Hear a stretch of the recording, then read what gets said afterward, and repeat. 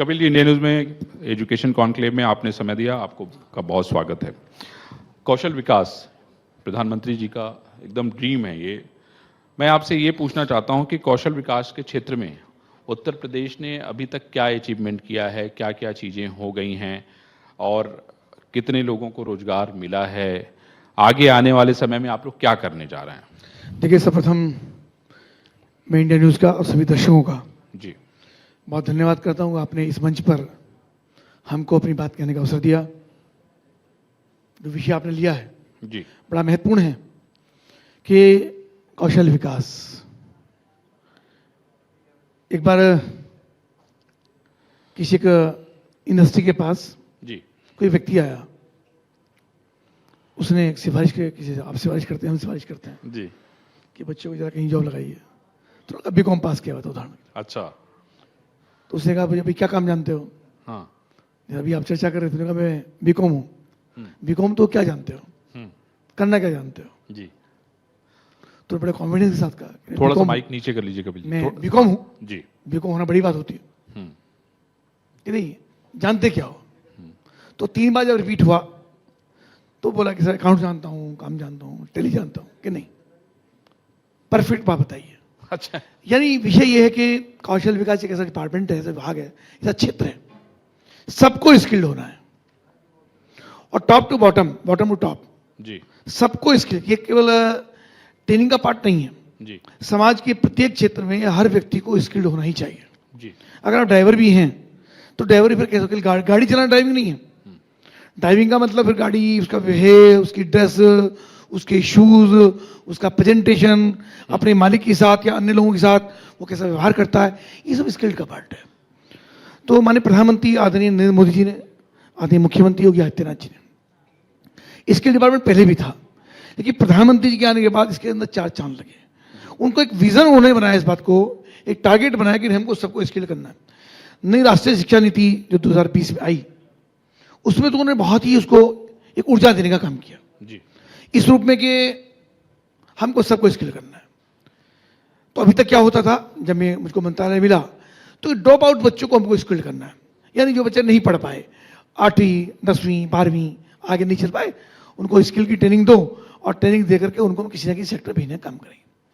पर राष्ट्रीय शिक्षा नीति में आगे नहीं, सबको करना है, 6th to 8th, ji ji 9th to 12th, उसके बाद ग्रेजुएशन, जी। ऐसे अलग अलग स्टेप्स बना अब तो कर। वो 6 में ही शुरू कर देंगे बता रहे थे।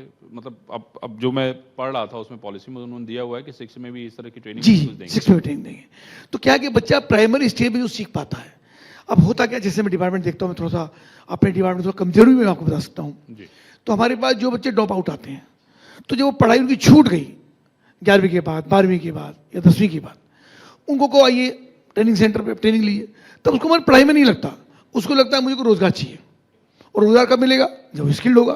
जी ट्रेनिंग वो लेना नहीं चाहता, मेरे पास इतना टाइम नहीं है कि मैं 6 महीने की या 3 महीने की ट्रेनिंग लूंगा, तत्काल आज ही रोजगार चाहिए। तो आपके पास भी तो बड़ा दबाव आता होगा तो नौकरी को लेकर। वही मैं आपसे चर्चा कर रहा हूँ। जी तो ऐसे बच्चों को ट्रेनिंग दिलवाना कंपेटिवली आसान है उन बच्चों को जो पढ़ाई कर रहे हैं।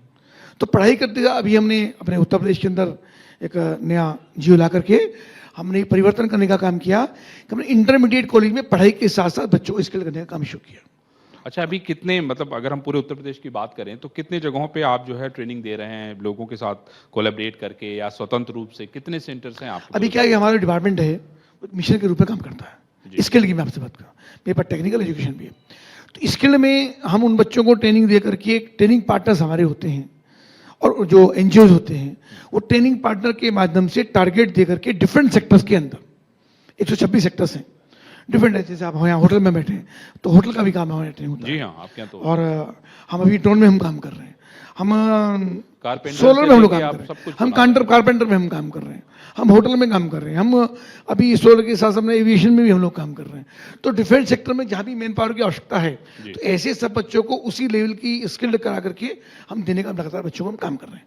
तो उनमें हमने जो ट्रेनिंग हमारी है, लगभग 3 लाख बच्चों को प्रतिवर्ष उत्तर प्रदेश से बच्चों को स्किल करने का टारगेट हमारा रहता है।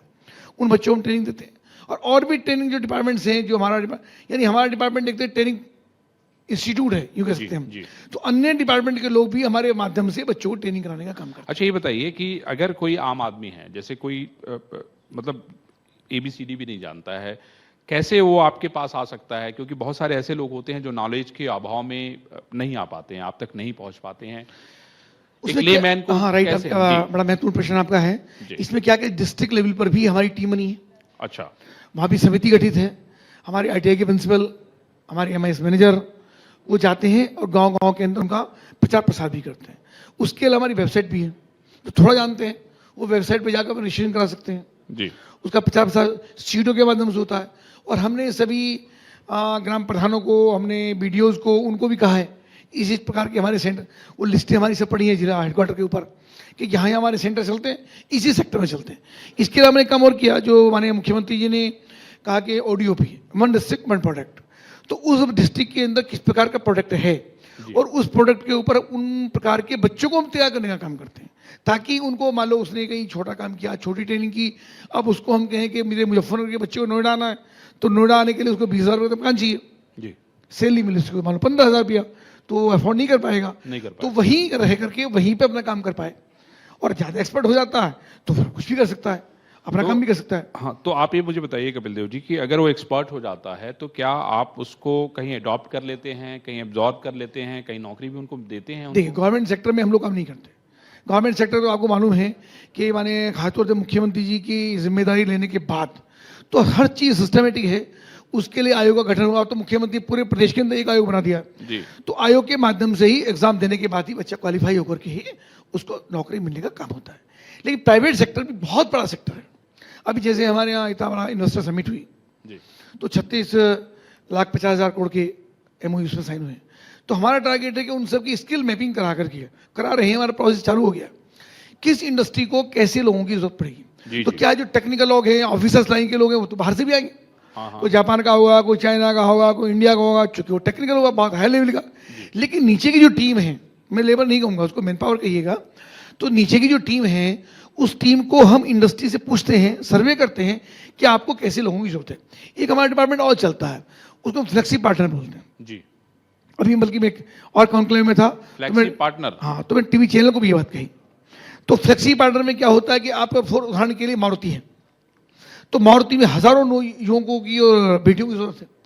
तो हमने मान लो मारुति को हमने अपना पार्टनर बनाया, तो मारुति हमारे बच्चों को ट्रेनिंग देगी और वो ट्रेनिंग देकर के अपने यहाँ जॉब दिलवाएगी। हम उनको ट्रेनिंग कराने का पैसा देते हैं, यानी अच्छा। मारुति जैसी कंपनी को हम पैसा देते हैं कि आप अपने ट्रेनिंग कराइए, जैसे रेमंड से, तो रेमंड इतनी शानदार ड्रेस डिजाइनिंग वो बनाते हैं, काम करते हैं, तो उनको हम पैसा देते हैं, खर्चा तैयारी बच्चों की हो कराते, अपने जैसा बच्चों को तैयार करते। महत्वपूर्ण बात यह है कि रेमंड को रिक्वायरमेंट क्या है, रेमंड के मैन पावर कैसी हो, रेमंड के टेक्निकल लोग कैसे हो, तो उनको तैयार करने का काम करते हैं और उनको तैयार करके फिर अपने यहाँ जॉब देते हैं। और नहीं जॉब दिया तो रेमंड जैसी किसी और कंपनी में उनको काम मिल जाएगा, वो भी नहीं मिला तो अपना काम शुरू कर सकता है, अपनी ट्रेनिंग का काम शुरू कर सकता है। ऐसी टेक्निकल की मैंने आज मान लो रेमंड्स की बात मैंने आपकी, महिंद्रा की बात आपसे मैं कहूँ, किसी भी ऐसी टेक्निकल जो कंपनियां हैं जो व्हीकल में काम करती हैं, उन सबको हम पार्टनर बना करके उनके माध्यम से बच्चों को हम ट्रेनिंग करवाते हैं। तो ये बताइए कि इसमें क्या कोई खास प्रायोरिटी है क्या? जैसे कि आपने ट्रेनिंग दिला दी, ट्रेनिंग दिलाने के बाद आपने उनकी काउंसलिंग करा दी, वहाँ पे कैंप लगवा दिया, इस तरह के भी काम आप लोग कर रहे हैं? मैंने बहुत सारे जिलों में देखे। नहीं, कैंप नहीं कहिएगा उसको, जहाँ पे उनकी ट्रेनिंग, उनको सर्टिफिकेट, अच्छा, सर्टिफिकेट देते हैं। सर्टिफिकेट देते हैं उनको, ठीक हमारा है। सेंट्रल गवर्नमेंट से अप्रूव्ड है, वो सर्टिफिकेट उसको देते हैं। हाँ। वो सर्टिफिकेट लेकर के वो कहीं भी जा सकता है, जो सर्टिफाइड होगा तो एक तरीके से उसको काम भी आएगा, उसके कॉन्फिडेंस होता है। सबसे बड़ी बात है प्रेजेंटेशन कॉन्फिडेंस। अच्छा सर, ये बताइए मुझे कि अभी जैसे कि अभी आपका विभाग तो देखिए सबसे इम्पोर्टेंट है। मैं ये समझता हूँ कि सबसे ज़्यादा इस बात को लेकर चर्चा होती है कि अभी स्किल वाले जो बच्चे हैं वो कितने हो गए हैं, कितने लोगों को हम रोजगार दे पाए, जैसे अपना ही रोजगार कर पाए। जैसे हम मोबाइल बनाना सीख लिए तो हमें किसी की जरूरत नहीं है, हमने हमारे पास औजार है और मैंने अपना काम शुरू कर दिया और हमने अर्निंग शुरू कर दी। तो मैं समझता हूँ कि आपसे ज़्यादा इंपॉर्टेंट विभाग तो किसी के पास नहीं है, क्योंकि भाई जो एग्जाम के जरिए लोग आएंगे वो तो कहीं से भी आ सकते हैं, है ना, लेकिन आप अपने लोगों को जो है उनको स्किल दे रहे हैं, उनको रोजगार दे रहे हैं। अभी जैसे एक उदाहरण मैं आपको दूं, अभी हमने इंटरमीडिएट पास बच्चों को जी। हमने अकाउंटिंग करानी शुरू करी। अच्छा। तो क्या होता है, ये कोई बच्चा सीए की तैयारी कर रहा है, तो जो किसी सीए के पास जाकर आर्टिकल बनता है तो ठीक है, वो सीए की तैयारी करता है, बहुत अच्छा है। तो सब बच्चे सीए नहीं हो सकते, लेकिन इंटरमीडिएट बच्चों को जैसे जीएसटी माने प्रधानमंत्री ने पूरे देश में लागू की, जी। तो छोटे से दुकान करने वाले व्यक्ति का भी जीएसटी में रजिस्ट्रेशन होना जरूरी है। वो जीएसटी पे कर रहा कि नहीं कर रहा, लेकिन उसको अपनी रिटर्न सबमिट करनी पड़ेगी।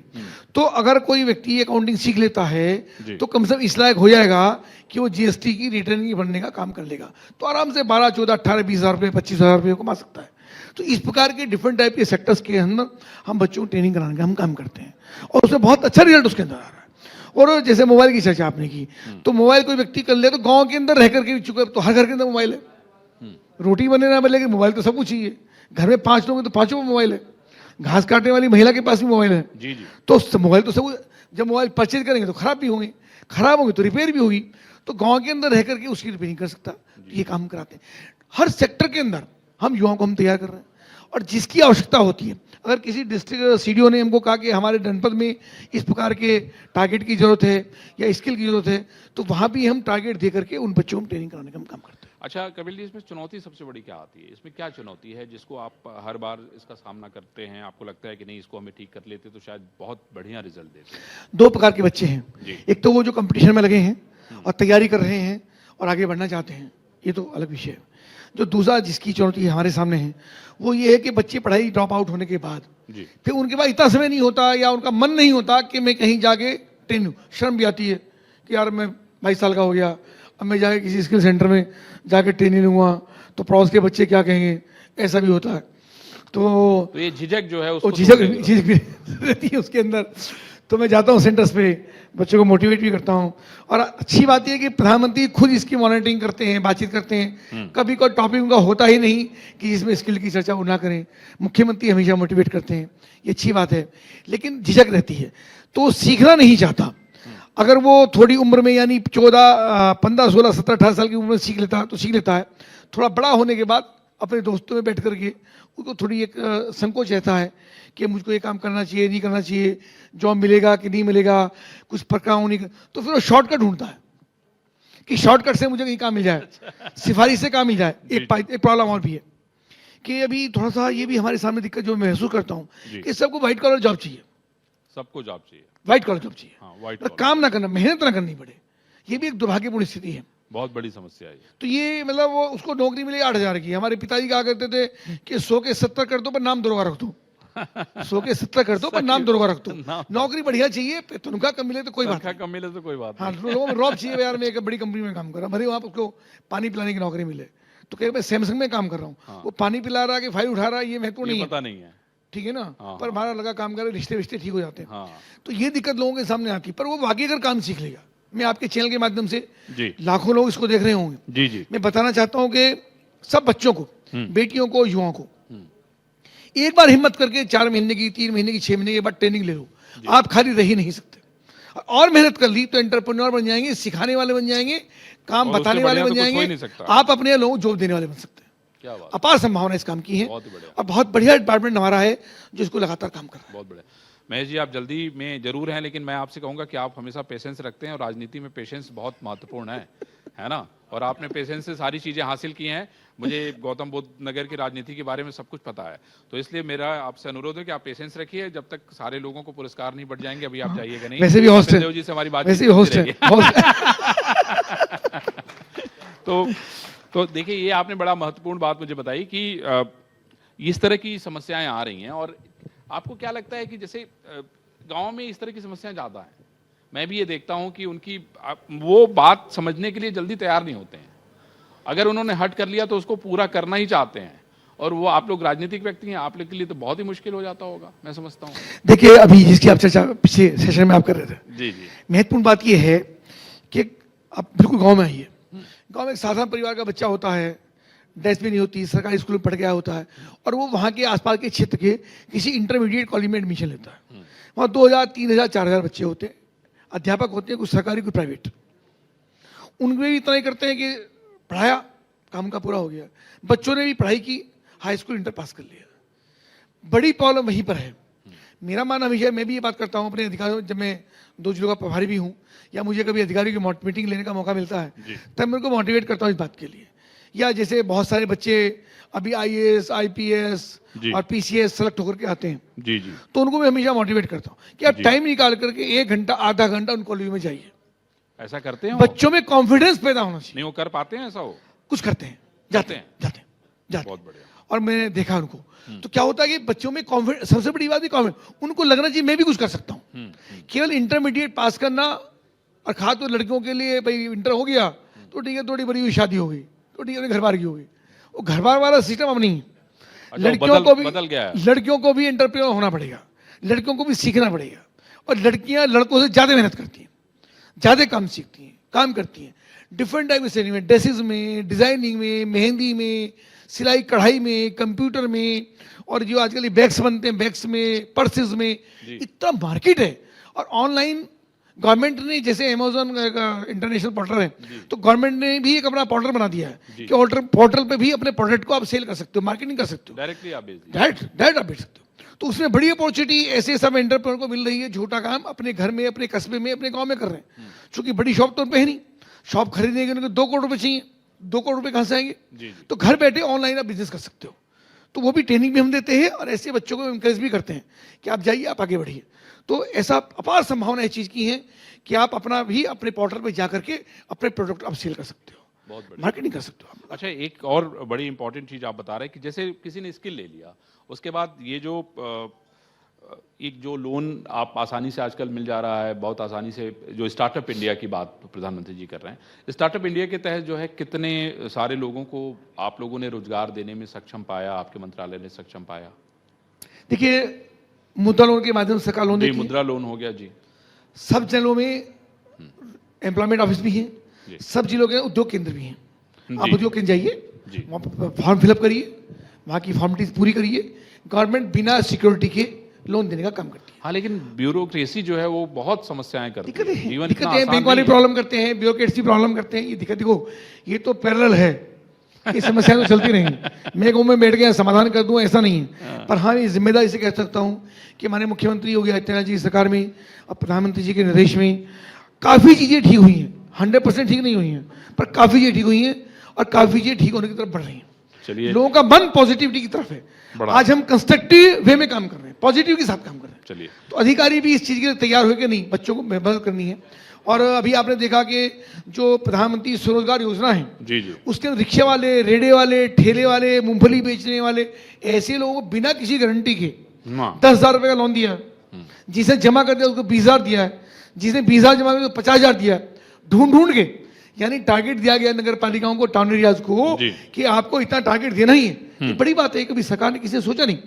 तो ऐसे सब बच्चों को रोजगार, मतलब ऐसे ठेले रिक्शा रेड़े वालों को भी एक तरीके से अपग्रेड करने के लिए सरकार लगातार योजनाएं बना रही है। श्रम विभाग के माध्यम से भी हम काम करते हैं। श्रम में भी जो विभाग है उसमें भी ऐसे सब बच्चों को। और महत्वपूर्ण बात सुनिए आप, शिक्षा का कॉन्क्लेव आपका है जी महत्वपूर्ण बात मैं आपको बता रहा हूँ जी, जी कि जितने देश भर के अंदर श्रमिक हैं, अटल आवास योजना, जो अटल आवास अटल जी जो हाँ। शिक्षा का केंद्र बनाया है, उन सबका केंद्र का शायद अभी 22 सितंबर को उनका उद्घाटन होने वाला है। देश भर के अंदर अटल आवासीय स्कूल माने प्रधानमंत्री, किसके लिए? केवल श्रमिक के बच्चे पढ़ेंगे। एक श्रमिक हमारे भट्टे पे व्यक्ति काम करता है, तो भट्टे आज यहाँ है, कल यहाँ है, परसों वहाँ है, पति पत्नी चले गए भट्टे पे काम कर रहे हैं, फिर आगे बच्चे कहाँ जाएंगे? बच्चे तो भट्टे पैदा हो रहे। जी, जी। उन सारे बच्चों को सरकार पढ़ाएगी, लिखाएगी, बढ़िया प्रशिक्षण देगी, बढ़िया ट्रेनिंग देगी, वहीं पे बच्चों को स्किल्ड कराएंगे, और वहीं पे जो बच्चा निकलेगा तो फिर वो श्रमिक नहीं होगा, एक शानदार और बढ़िया नौजवान बनकर निकलेगा, और शिक्षा के क्षेत्र में कहीं ना कहीं उन्नति करने का काम करेगा। बहुत ही बढ़िया। ये बहुत बड़ी योजना बहुत प्रधानमंत्री जी की। अच्छा कपिल जी, ये बताइए कि इसमें कौन कौन से जिले का प्रभार आप देख रहे हैं? मेरे पास हापुड़ है और बिजनौर। पिछली बार में शाहजहांपुर था, अभी मेरे पास 2 जनपद हैं, बिजनौर और हापुड़ मेरे पास। तो बिजनौर और हापुड़, ये दोनों बड़े सेंसिटिव जिले हैं और बड़े राजनीतिक तौर पे बड़े कठिन भी हैं। अभी मैं रिजल्ट देख रहा था घोसी का, 12,000 से पीछे चल रहे हैं आप लोग। अब जो रिजल्ट आता है वो जनता का निर्णय है, अभी रिजल्ट आने दीजिए, उससे पूर्व में कोई टिप्पणी करना ठीक नहीं है। पर जो रिजल्ट आ रहा है, अच्छी बात यह है कि सरकार के प्रति जनता में विश्वास कायम हुआ। देखिए, कोई भी नहीं कह सकता, विपक्ष की पार्टी भी नहीं बोल सकती। आज ये मुख्यमंत्री योगी आदित्यनाथ जी ने जनता का विश्वास जीता है, प्रधानमंत्री ने जनता का विश्वास जीता है। गरीब आदमी, ठेले वाला, रिक्शा वाला, मजदूर, श्रमिक, रिक्शा चलाने वाला, ई रिक्शा वाला, बस का ड्राइवर, इन सबको लगता है सरकार पॉजिटिविटी के साथ काम कर रही है। हम लूटने वाली सरकार नहीं है, हम जनता को देने वाली सरकार है। ये विश्वास तो कायम हुआ है। हार जीत का विषय अलग है, जब रिजल्ट आएगा तब उसके बाद हम टिप्पणी करेंगे। अब रिजल्ट पूरा नहीं है, हम जीत भी सकते हैं, लेकिन सरकार के प्रति जनता में विश्वास कायम हुआ है, इसके लिए बहुत बड़ी खुशी की बात है। चलिए कपिल देव जी, आपने इंडिया न्यूज़ को समय दिया, बहुत इंपॉर्टेंट बातें बताई, आपको धन्यवाद। अभी हम लोग महेश जी को बुलाएंगे और सारे जो हमारे विनर लोग हैं जिनको सर्टिफिकेट देना है, कपिल देव जी और महेश जी जो है उनको सर्टिफिकेट देंगे, तब फिर हम आगे के कार्यक्रम जो है करेंगे, आगे बढ़ाएंगे।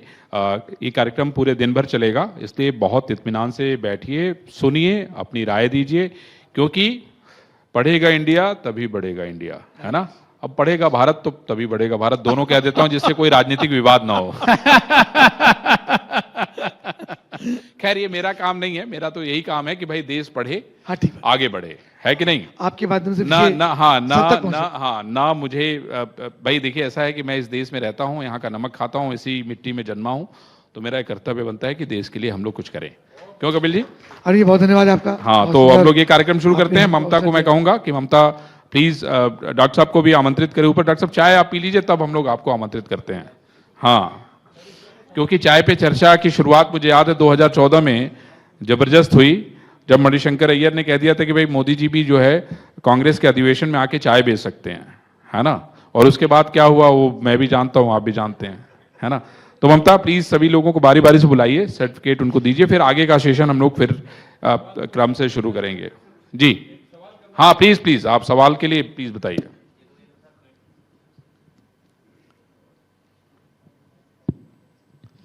थैंक यू, सभी को नमस्कार। मेरा नाम एनपी सिंह है, मैं नोएडा से ही हूँ। मैं सर एक चीज़ जानना चाहता हूँ, उत्तर प्रदेश में आज की डेट में कम से कम 10 लाख से ज़्यादा सुरक्षा गार्ड काम कर रहे हैं जो प्राइवेट सिक्योरिटी इंडस्ट्री में है, और प्राइवेट सिक्योरिटी इंडस्ट्री के अंदर 10 लाख से ज़्यादा काम करने वाले लोगों के लिए उत्तर प्रदेश में एक भी रिकॉग्नाइज ट्रेनिंग सेंटर की मान्यता आज भी नहीं है। पसारा के लिए रजिस्टर्ड करवाने के लिए अगर जाते हैं तो उत्तर प्रदेश में अभी तक कोई भी ट्रेनिंग सेंटर ऐसा नहीं है जिसको उत्तर प्रदेश सरकार ने रिकॉग्नाइज किया हो। आज हम लोग जब पसारा के लिए जाते हैं तो उनकी ट्रेनिंग के लिए सर्टिफिकेट हमें चंडीगढ़ से, पंजाब से, हरियाणा से फर्जी बनवा कर लाना पड़ता है बिना किसी ट्रेनिंग के, और उससे रजिस्टर्ड होता है यहाँ पर। और उत्तर प्रदेश में ट्रेनिंग सेंटर के लिए मैं 5 बार यहाँ से लिख कर दे चुका हूँ और आज तक परमिशन नहीं मिली है उसको करने की, रजिस्टर्ड नहीं हुआ। मैं मुख्यमंत्री महोदय से भी मिला हूँ इस बारे में, और मैं पसारा में डायरेक्टर जनरल ऑफ पुलिस से भी मिला हूँ, कहीं से भी उसको आज तक मान्यता नहीं दी गई है। 3 साल से मेरा रजिस्ट्रेशन अटका पड़ा हुआ है। तो ये फर्जी सर्टिफिकेट बनाने के बाद काम चल जा रहा है जी? आप कह रहे हैं कि फर्जी सर्टिफिकेट हाँ, बनवा के काम चल जाता है, वहाँ हमारा पसारा रजिस्टर्ड हो जाता है, आपने चल जाता है। ठीक बात, उन्होंने बैठिए प्लीज, अब हम लोग मंत्री जी से सच्चाई है वो इसीलिए आपने आपके सामने बात रखी है। ठीक बात है, नहीं, बहुत अच्छा काम किया है। देखिए अच्छा है कि सांसद जी भी हैं, मंत्री जी भी हैं, दोनों लोग इस समस्या को सुन रहे हैं, तो मैं समझता हूँ कि सोल्यूशन शायद निकलेगा। मंत्री जी बताइए भाई क्या आपकी बात बिल्कुल ठीक है, आपने सुझाव दिया है, इस पे मैं भी बात करूंगा। और ये बात ठीक है कि सिक्योरिटी गार्ड्स की बहुत ज्यादा जरूरत भी है, और वो एक्सपर्ट होंगे, ट्रेनर्स होंगे, ट्रेनिंग तो वो और ज्यादा सुरक्षा कर पाएंगे। जी जी, केवल ट्रेंड होंगे तो शायद बेहतर होंगे। आप देखिए कि धन्यवाद। गार्ड आ जाते हैं, उनको कुछ पता ही नहीं होता है। नहीं ठीक बात, कभी कभी आपकी बात को हम आगे बढ़ाएंगे, हमारे मुख्यमंत्री बात करेंगे। अब मेरा पूरा प्रयास रहेगा कि जो आपकी मानसिक आपके मन में एक पीड़ा है उसको हम पूरा कर पाए। धन्यवाद।